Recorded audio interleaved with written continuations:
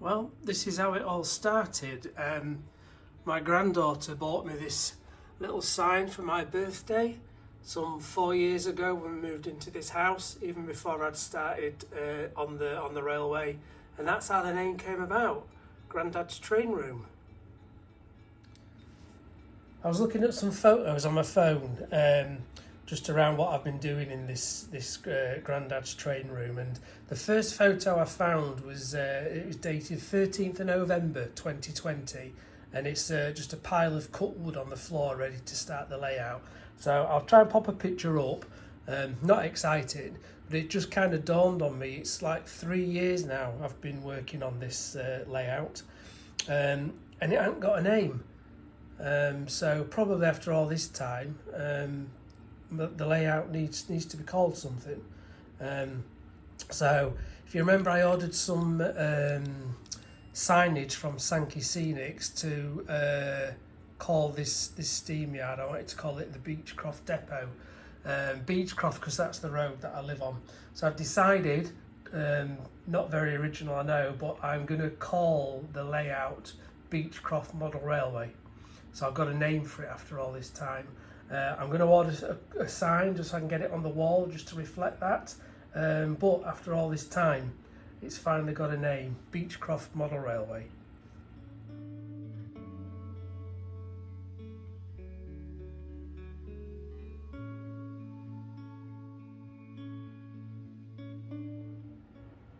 So everybody needs a sign, right? At least that's what I told the wife, so treated myself to that. I've said it can be my Christmas present actually, so I can find somewhere to put that on the wall, and then the naming ceremony is complete, I suppose. And there we have it.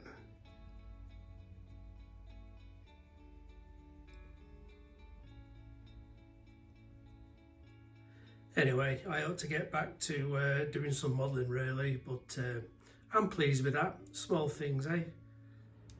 Seeing as though I finally got a name for this railway, I thought I'd start cutting out some of the signs that I got from Sankey Scenics. So just, these are for the depot area really, look, Beechcroft Depot.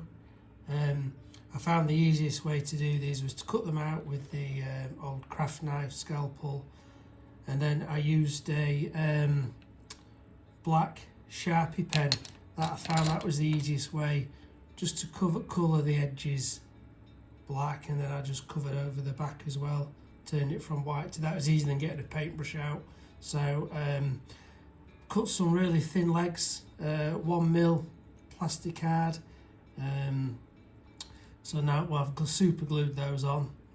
They're nice and dry. I'm just going to work out where on the depot I'm going to put these, and then start to drill some small holes and put them in place. Just been looking at the sheet that came. There's still a few I can pick as well. There is just up here the diesel maintenance depot, so I can cut those out and get them over where the diesels are, and a few more bits as well. I've started to get some signage in now as well. Now I've got a name for the layout, so the main entrance sign to the Loco yard there, Beechcroft. I've got a small speed limit sign there and private property. And then also a sign at the back entrance to the yard, Beechcroft Depot.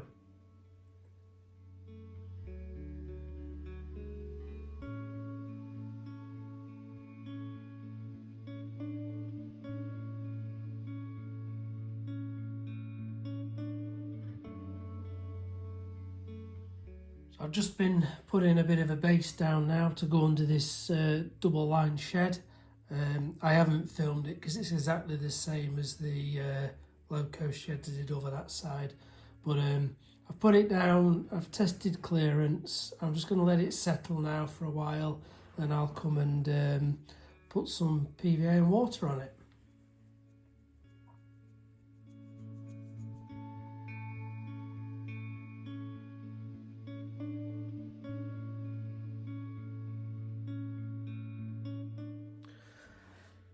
Okay, so I've got the inside of that shed ballasted. I've just put a light in there, got that in place.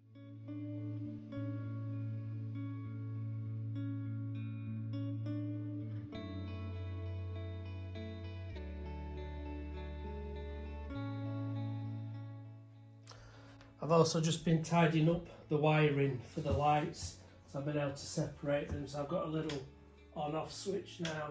This controls all of the Loco yard from the coaling tower through to this shed, the office, the sheds over there, and the yard lights. I've just got to work out now yard lights to move down this way, particularly to get the diesel fueling station lit up, and maybe for this main area here as well.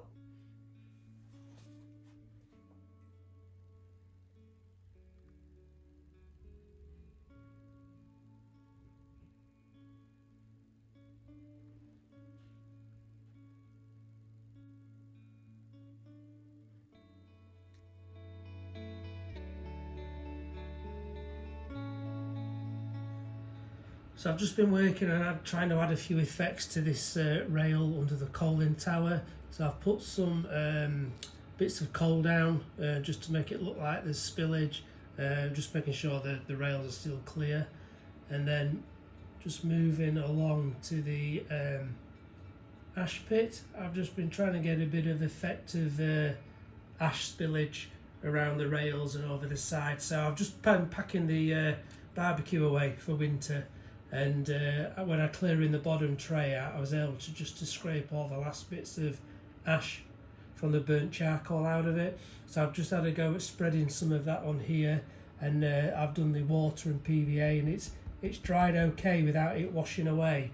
So now I know it works, I'm going to go back over, particularly in the bottom of the pit, and get some more on, just to make it look like it is actually a working ash pit.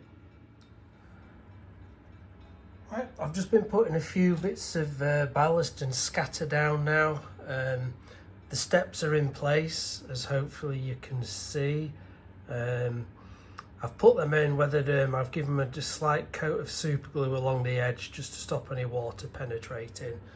But I've used the grey blend ballast, and I've just mixed some black weathering powder in it to make it look more cinderish really. So that's gone down as a base coat. I then used the fine turf, the weed and the burnt grass colour just as an under, and then the remaining bits I've just been putting on as some coarse turfs, okay, just in parts around these, particularly these parts that don't get used where these buffers are. So a bit of fine tuning to do, but I'm gonna just continue doing that, and then I'll do the usual, get it watered with a bit of IPA, and then spray it down and get it glued.